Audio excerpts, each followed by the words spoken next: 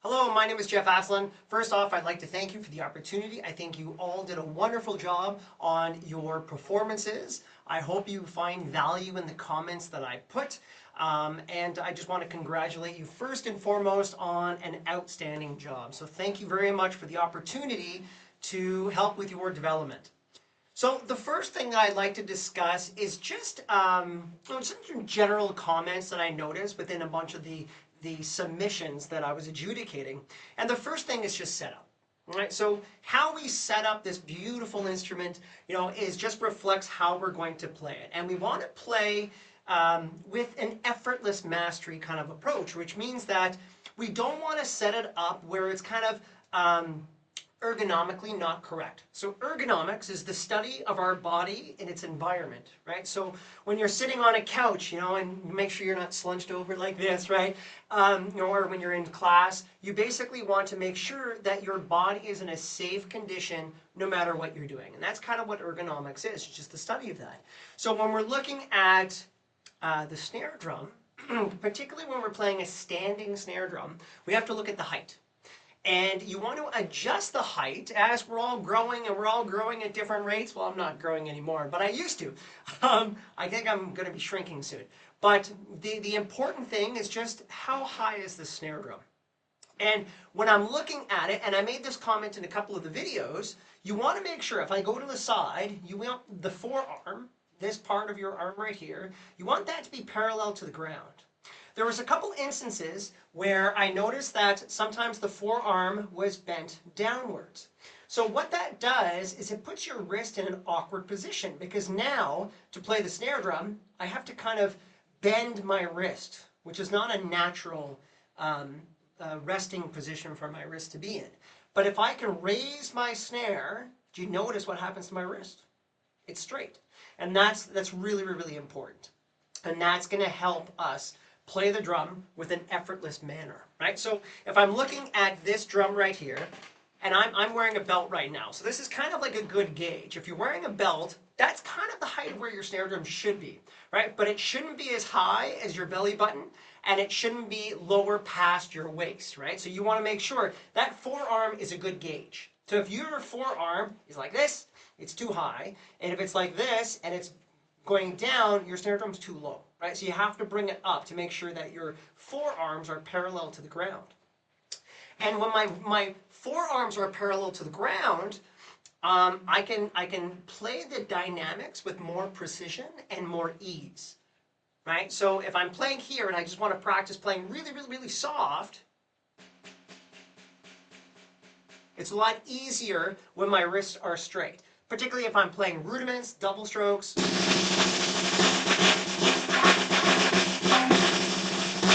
It's a lot easier when my forearms are parallel to the ground. So that's a really, really important thing that I wanted to start off today, is just looking at your snare drum height, right? So that's really, really important.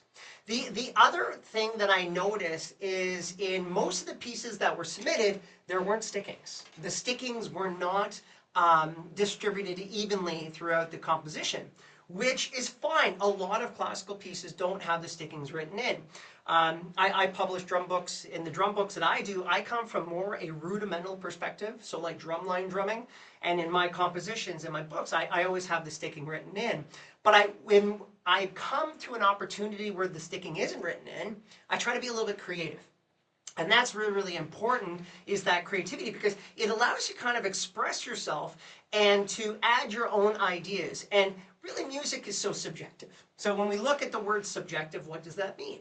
So subjective basically means that we all can have different interpretations of what is going to be played, right? So we're not all a fan of Star Wars, although I am, but that's subjective, right? So it's not an objective truth, although it should be, where everybody loves Star Wars. It's just subjective, right? So when you're looking at the stickings, the musical interpretation can be a little bit subjective. You have the opportunity to kind of put yourself into the piece, a little bit of kind of like your inflection. And stickings are a really great opportunity to do that. And I love stickings. So one example of a sticking, so if you have 4 8 notes in a row, right?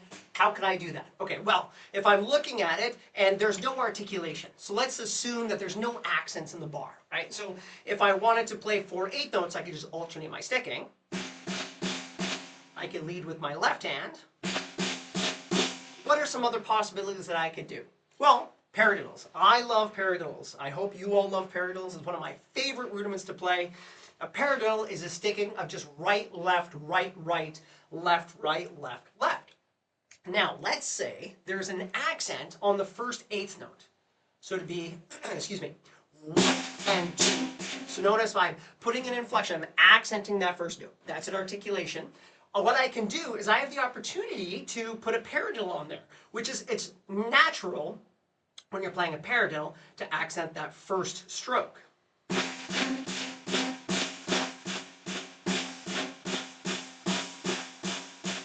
And a paradiddle is just a combination of just single strokes and double strokes. And it's one of the most fantastic rudiments that I've ever had the opportunity to play. So that is just one example. There are multiple examples. Particularly, actually, one really good example is an 1/8 and 2/16. Do we all know how to count that? I hope we do. So 1 and a. So it's an 1/8 note and 2/16 notes, right? So I can alternate my sticking. 2,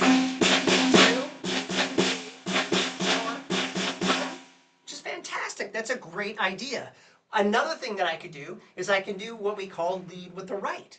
So I can play 1 and a, 2 and a, 3 and a, 4 and a, 1. So this is.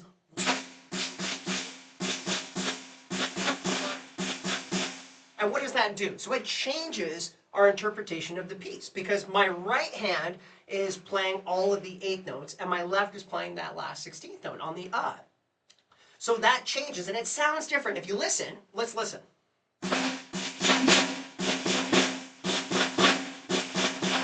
Versus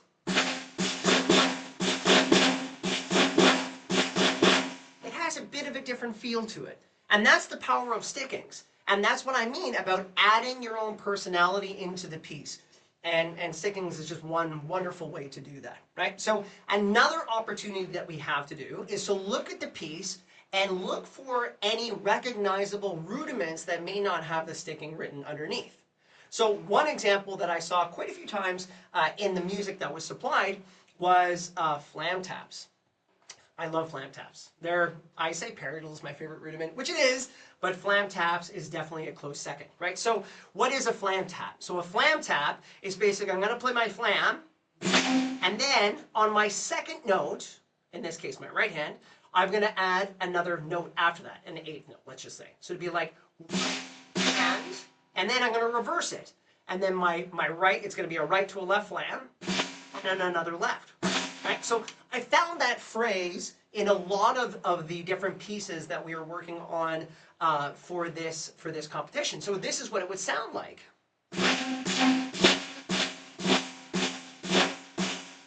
So that is an example of how to put that rudiment into a piece.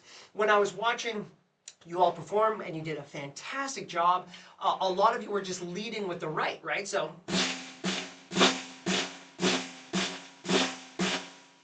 There's nothing particularly wrong with that. This is just another idea that you can use. Because rudiments, they really offer a flexible way to get through a phrase. It's one of the standard exercises that we do as percussionists. We all should know our rudiments, but they're a wonderful application. And even on drum set, I try to put in as many rudiments as I can. But that is one example. Now, the other thing that I wanted to take a look at was the flams themselves. So all your flams, you guys articulated the flams very, very, very well. One thing, just a point that you may want to work on is the difference between the first note and the second note of the flam. So we all know what the first note is, and that's a grace note. And in most of the cases, the second note was a quarter note. Let's just call it the downbeat, for lack of a better word. So that grace note and that downbeat are two different notes. And we want to articulate them differently. So the grace note, I'm going to play with my hands very close to the snare drum, right? So it's going to be very, very, very low. And my downbeat, the second note in my flam, is going to be a lot higher. So you're going to see this type of formation where, in this case, I'm going to do a left to right flam. So the left is the grace note, the right is the downbeat. So my left is low, excuse me, and my right is high, right? So this is my formation, right? And now I'm going to play my flam, and then I can do the opposite. So then I can go right to left, right? And I can alternate my flams by keeping my grace notes nice and low. And visually, it looks really nice too, right? So if you watch,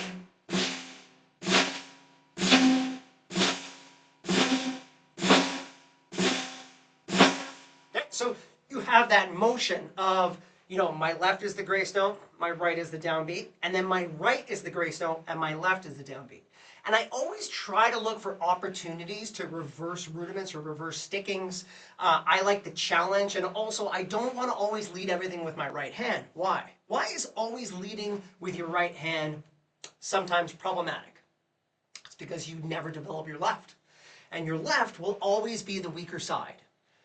So that's an important thing, is to, whenever you're practicing, and you should always be practicing on a practice pad or on a snare drum, again, those rudiments, those singles, doubles, which we're going to get into in a little bit, but rudiments are a fantastic way to maintain good stick control and grip, right? So it's very, very, very important. So that is your flams, and that is the grace notes, right? So, and it sounds beautiful when you're with an orchestra to have the difference. Otherwise, if you played them at the same height and with no kind of difference between the two,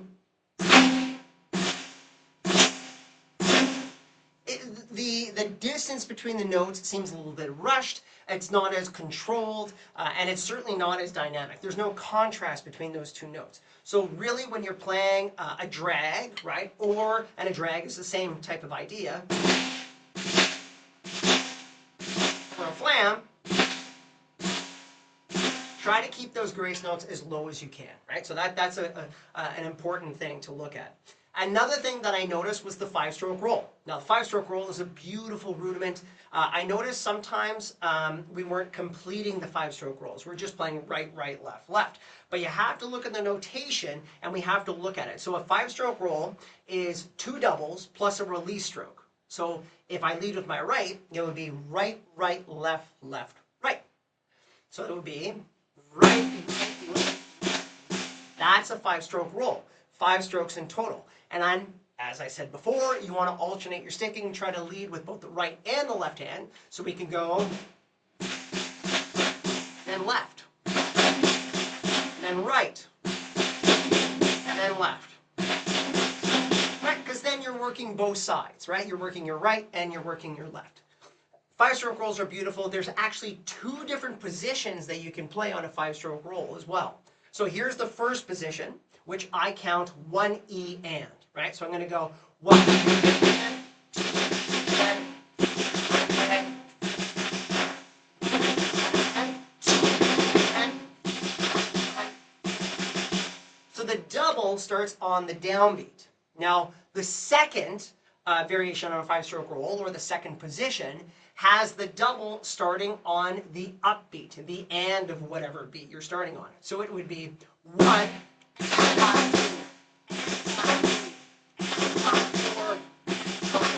So my count there, if you can't hear because the snare drum's really loud, is 1 and 2 and 3 and 4 and .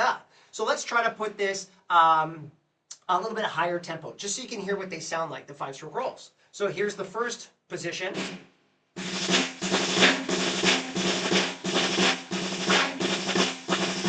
And here's the second position.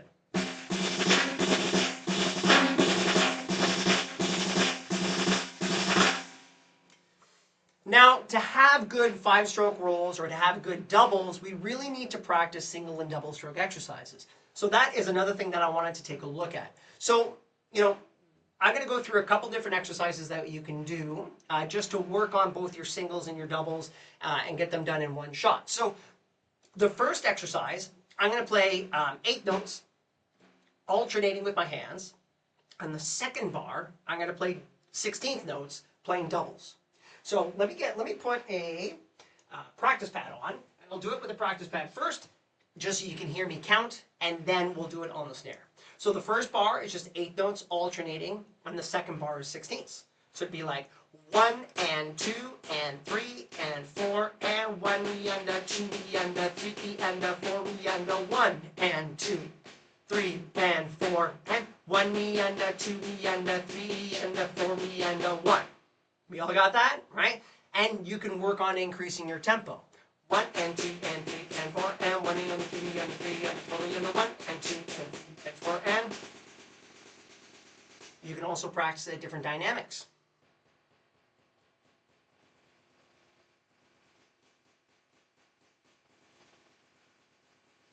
Okay, so that's another very, very important exercise. Another really, really fun exercise is to do it with your left. So again, we want to change how our leading hand, right? Because we want to develop both our right and our left. So if I did that with my left hand, 1 and 2 and 3 and 4 and 1 and a 2 and a 3 and a 4 and a 1 and 2 and 4 and 1 and a 2 and a 3 and a 4 and a 1.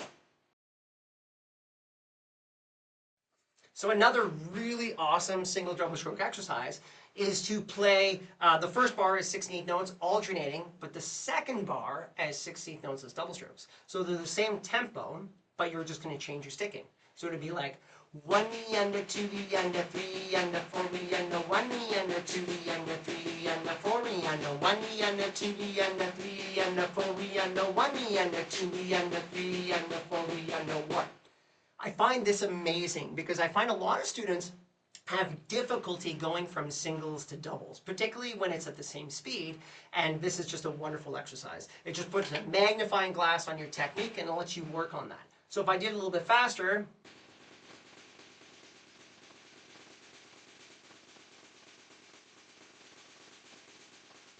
right? And practice with a metronome. That is so important. I love the metronome. I use it all the time when I'm even just practicing with myself or when I'm practicing with my students. Metronomes are, everybody should have one, right? So, and we all have different electronic devices, well, most of us do. So you can have the metronome and download them on your iPad, your phones, and whatever systems that you use. You can also find one online if you have a laptop. There's free ones. It's amazing. Metronomes are such a valuable tool. And how are you going to use that metronome? Right, so you can use your metronome not only to help you keep time, but a metronome is also good to see how you're improving. So if let's say I'm practicing one of these single double stroke exercises, and let's say I'm doing it at 60 beats per minute, and my tempo's great, I'm consistent, my strokes are nice and clean, I'm like, hey, you know what, I'm going to try it at 70, okay? And before long, in a couple of weeks, you're going to notice that you're doing it at 100 beats per minute. Well, guess what? You're improving, and the metronome is proof that you can now, when you first started, you're doing it at 60, and now you're 40 beats a minute faster at 100. Right? So metronome is not only good for improving your time, but it's also a good way to gauge success and how you're practicing and how you're developing in a certain time frame. Right? So that's really, really important. Now, I did notice that a lot of you were performing your pieces faster than the recommended tempo. Now, who doesn't love playing fast? And I get it. I love playing fast too. But there's a reason why composers and arrangers write down a certain bracket or a certain beats per minute. It's because that's the best tempo for those phrases to flow, to make passages don't sound rushed. And I found that, maybe nerves maybe got in the way too. It's hard getting recorded or having people watch you perform, and I totally get that. But what we want to do is we want to try to breathe a little bit. Try to relax. And I really, really like, breathing exercises before I start to play, because believe it or not, everybody still gets nervous, right? Nerves are a very, common issue when you're dealing with performance, and it's 100% natural. And there's nothing wrong with it. But we just have to learn how to control it. So if you're just doing nice, deep breaths in and slow exhales out, right? So that'll help calm yourself down and listen to the metronome. So if your piece is recommended at 110, before you get on camera, just put your metronome on and listen to that. Try to get that in your head.